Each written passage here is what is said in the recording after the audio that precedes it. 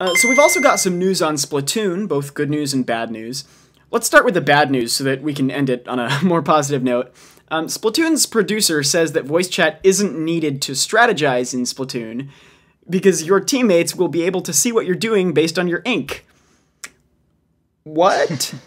Well, you know, when you go paintballing with your friends, that's how you communicate. You don't, like, point out the enemy or come up with plans. You just shoot the ground a bunch until your teammates know what to do. So obviously, they just have to apply that to the video game. See, that's what I do, and my team always loses. You're just not good enough. No, I think, guess not. I think they've. It's different than some of their past comments about not wanting to include voice chat, because they're not saying, you know, we think voice chat is just this unpleasant feature and we don't want it in our game. They really have been thoughtful about how you use the ink and how you can tell what's going on the map with your ink.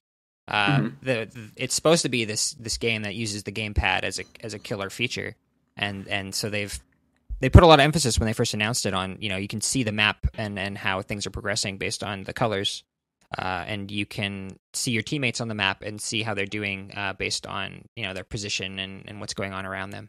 So I don't know that they are it's just a cop out. I don't know that it's in line with some of their previous comments on voice chat. I think they have been thoughtful about it.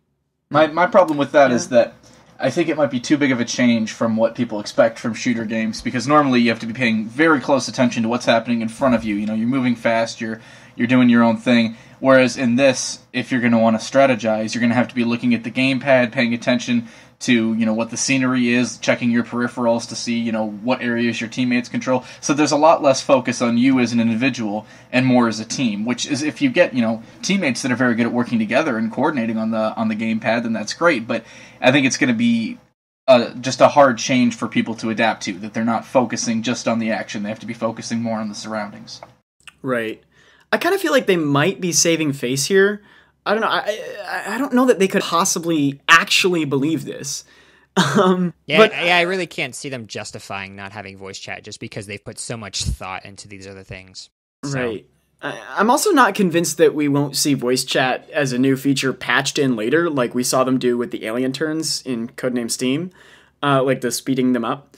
Because there's just so much outcry over the lack of voice chat, and I'm sure it's surely going to be a major complaint in most of the game's reviews.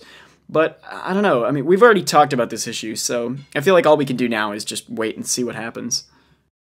Hello everybody, thank you for listening to this Nintendo Week clip, NWC. If you like what you hear, please subscribe to us here on YouTube for more highlights and discussion videos from Nintendo Week podcast, or subscribe to us on iTunes for weekly breakdowns of all your Nintendo news, discussion segments on subjects, games, and more, and tons of other features. Thanks for listening, and we will see you tomorrow with another NWC.